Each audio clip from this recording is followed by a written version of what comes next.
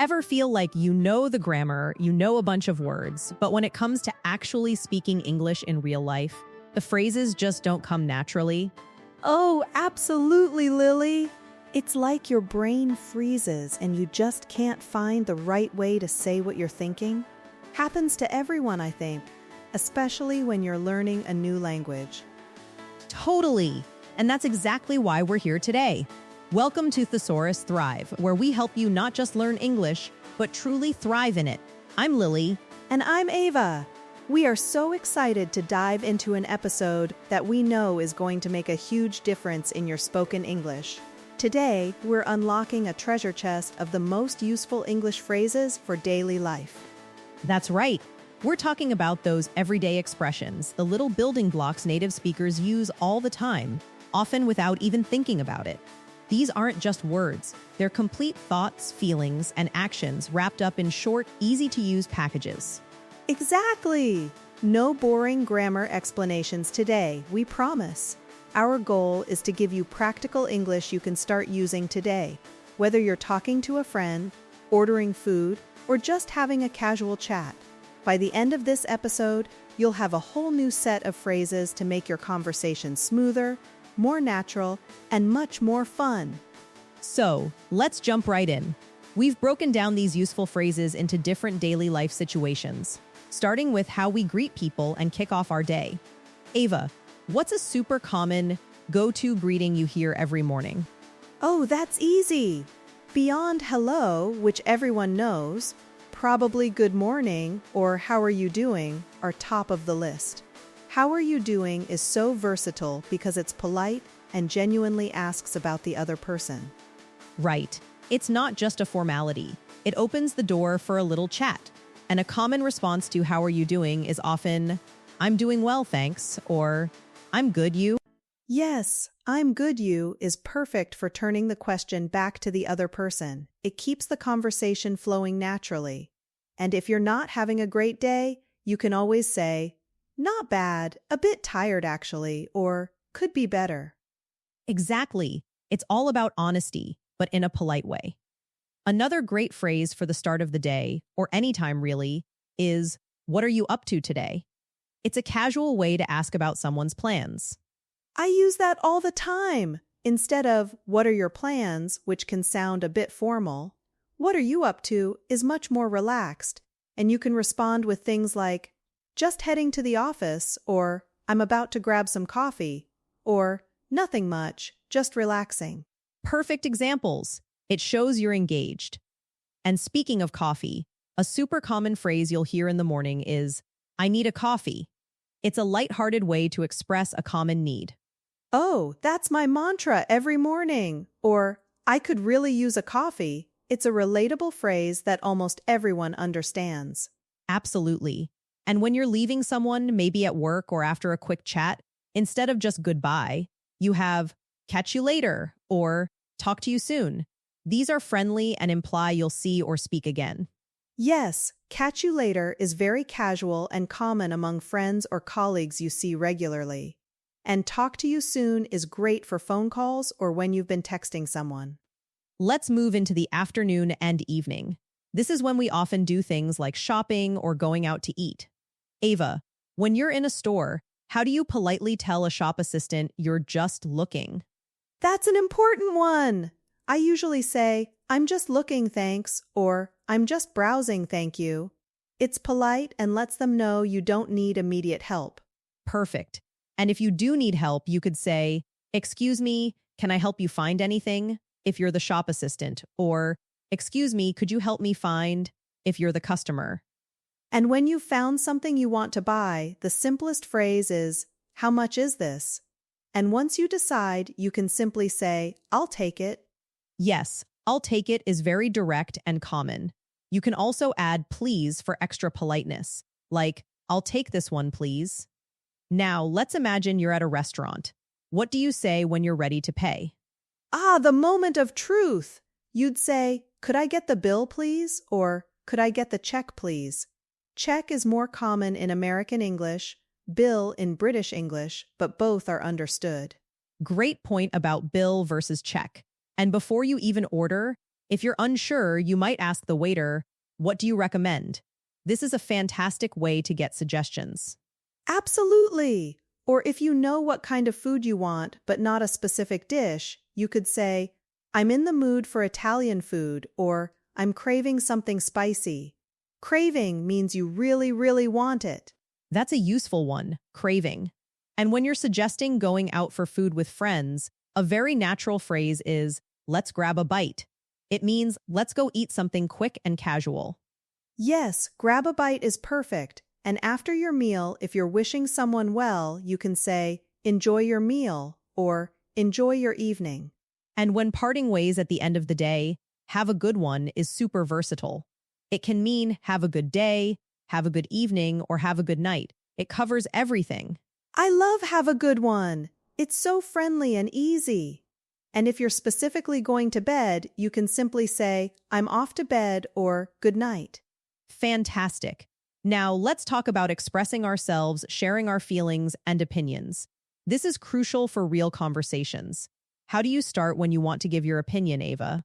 The simplest way is, I think that, or I believe that. It's straightforward and clear. If you want to be a bit more formal or emphasize it, you can say, in my opinion. Exactly. And sometimes you want to be direct or share something you might be a little hesitant about.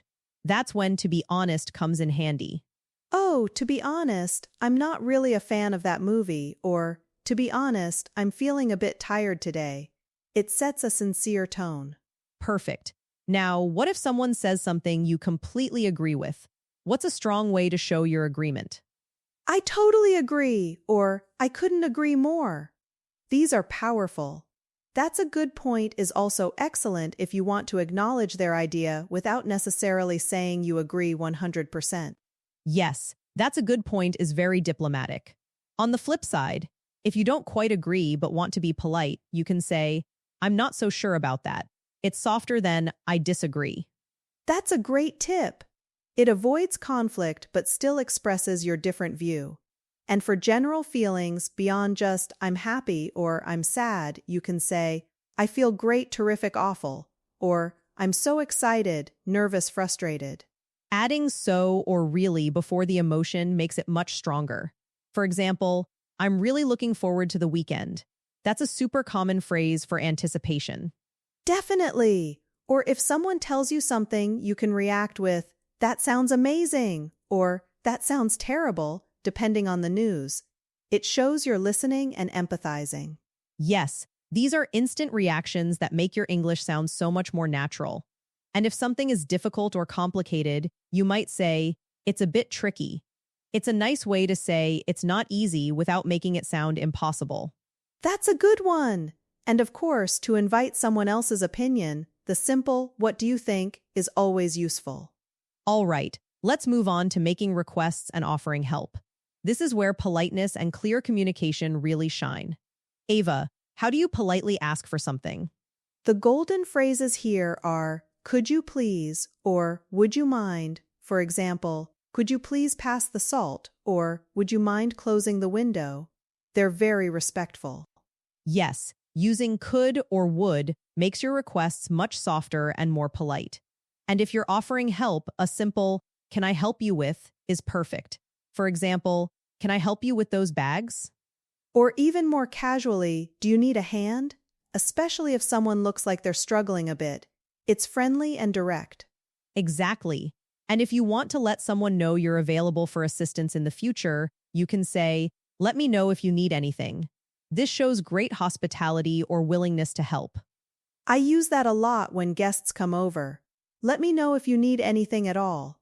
It makes people feel comfortable, and if you're requesting a favor, you could start with, could I ask a favor? That's a really good setup for a favor. It prepares the other person.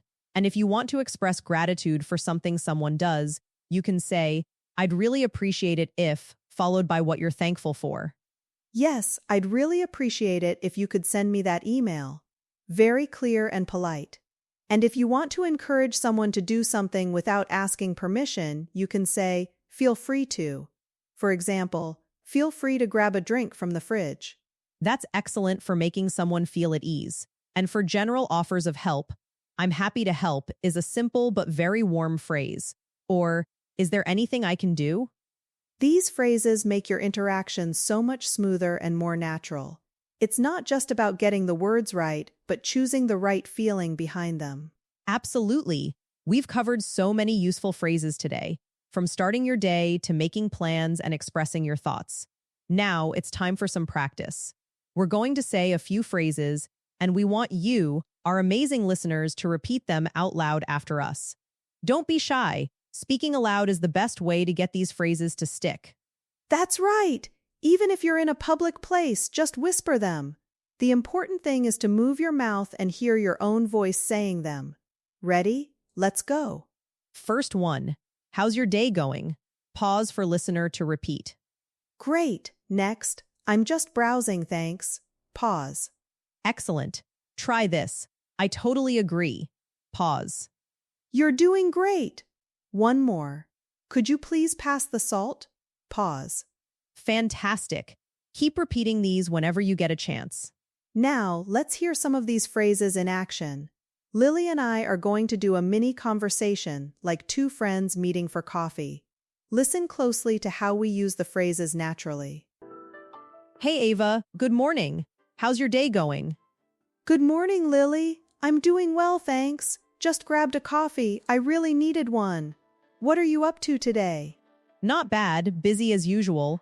I'm actually thinking about hitting the mall later to look for a new jacket. I'm in the mood for something warm. Oh, that sounds fun. To be honest, I'm not so sure about the mall on a Saturday. It can get really crowded. But if you find something good, let me know. That's a good point. Maybe I'll just browse online first. Hey, could I ask a favor? Could you please help me pick out a gift for my sister's birthday next week? I'm really looking forward to her party, but I'm stumped on what to get her. Oh, I'd be happy to help. Is there anything I can do, like give you some ideas? I totally agree, gift shopping can be tricky sometimes. What do you think she'd like? I'd really appreciate it if you could just brainstorm with me later. We can grab a bite for dinner tonight, maybe? Sounds amazing! I'm in the mood for something casual. See you later then. Have a good one. You too. Talk to you soon. See how many phrases we used in just a short conversation? It really makes a difference. Now, before we wrap up, we want to give you a few practical tips to help you keep improving your English fluency. Tip number 1, listen actively. When you watch movies, TV shows, or listen to podcasts like ours, pay close attention to how native speakers use these phrases. Don't just hear the words. Try to understand the context and the feeling behind them. Exactly! Tip number 2, practice daily, even if it's just a little bit. Try to use one new phrase you learned today in your conversations. If you don't have anyone to talk to yourself. Narrate your day in English. Use these phrases to describe what you're doing or feeling.